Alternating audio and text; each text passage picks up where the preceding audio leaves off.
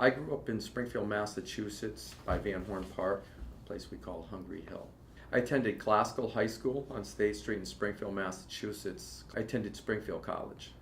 I began working at Putnam in 2006. Worked in for the Department of Corrections from 1986 to 2006. Something I got into as far as working as prison by happen chance. I needed a job. I was finishing up school. I had an ambition to be a police officer. I started working at the prison, and before I knew it, I had 5 years in, and then I said 10 years in, and I just stayed with it.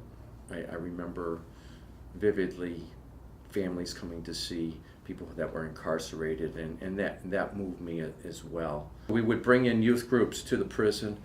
We've done things like Scared Straight programs, but more so educational. On the educational end, we brought youth groups in.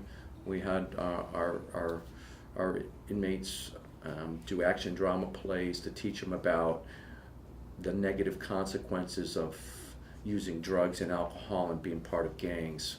I wore many hats in corrections. I was an officer, a lieutenant. I was a supervisor. I then got into teaching and counseling, and I found that really rewarding. Mr. Scott lives by these two quotes, one by Denzel Washington. At the end of the day, it's not about what you have or even what you've accomplished. It's about who you've lifted up, who you've made better. It's about what you've given back.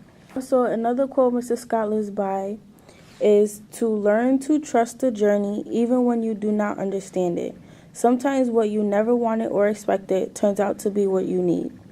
By Mark and Angel.